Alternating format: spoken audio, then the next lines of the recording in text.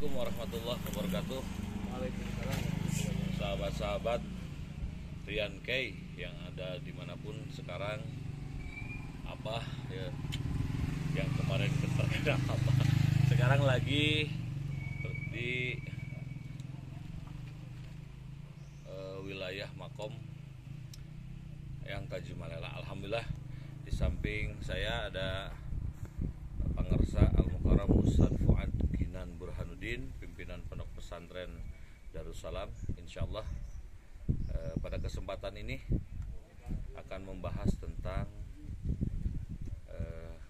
karuhun ataupun sejarah tentang Sumedang.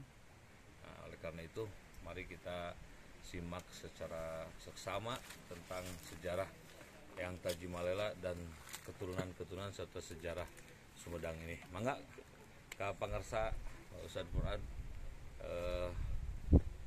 untuk memberikan penerangan kepada masyarakat. Bismillahirrahmanirrahim. Assalamualaikum warahmatullahi wabarakatuh. Waalaikumsalam. Alhamdulillah, terima kasih Pak Ustadz Imam. Sebetulnya anak makmuman. Makmuman ya. Alhamdulillah, sore yang sangat cerah ini Al-Fakir sedang ada di kaki Gunung Lingga ini. Gunung Lingga ya namanya. Ya, ini Gunung Lingga. Saya pertama kali ke sini. Oh, pertama kali ya.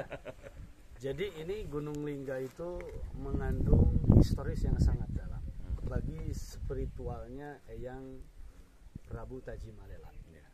Ya Allah, kenapa? Karena Eyang Prabu Tajimalela ini sampai ke Gunung Lingga ini melalui proses beliau itu tapa atau tahanus. Ya. Kalau Rasulullah itu ya tapa ke gunung-gunung yang ada di wilayah Sumedang.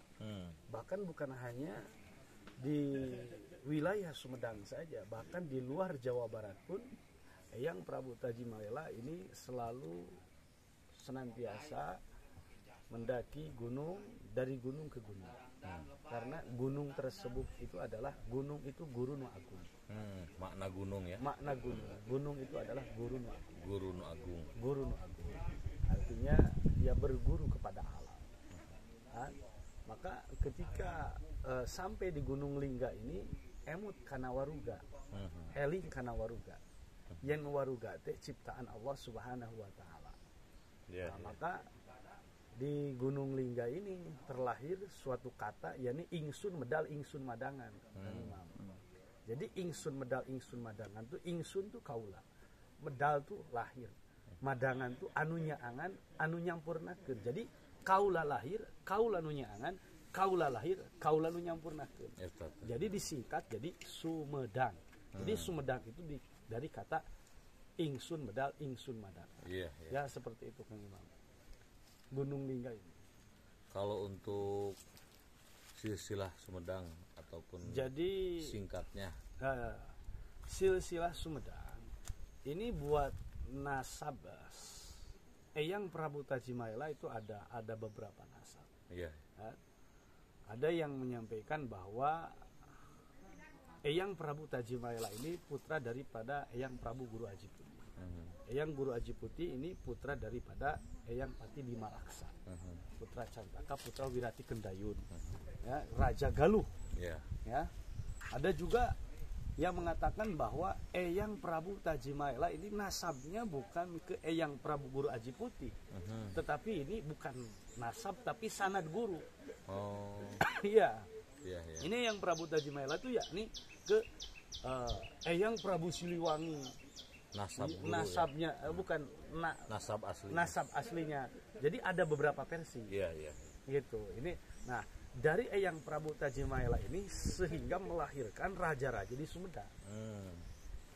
Karena Eyang Prabu Tajimalela ini mempunyai putra yang bernama Eyang Prabu Gajah Agung Lembu Agung. Ini yang masyhur di Sumedang. Sebetulnya banyak putra Eyang Prabu Tajimalela, bukan hanya di Sumedang, bahkan di Tasikmalaya pun juga ada. Sehingga di Tasikmalaya itu ada yang disamakan Situ Gede atau Situ Ciberem.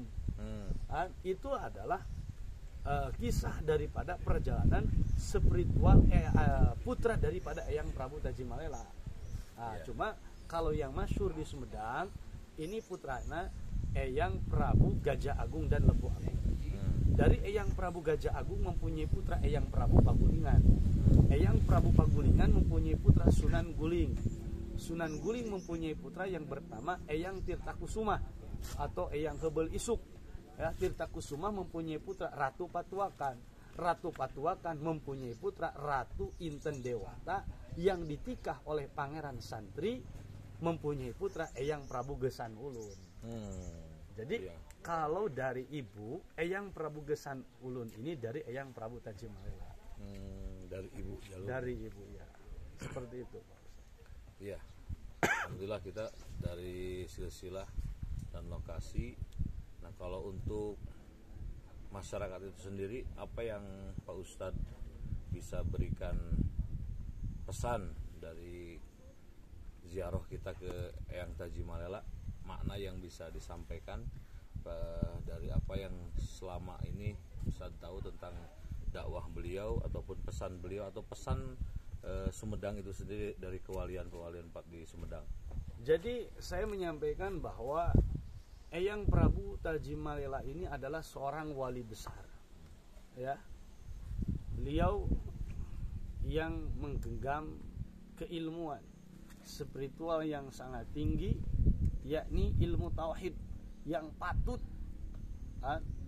keilmuannya itu diamalkan oleh masyarakat Sumedang khususnya pada saat ini.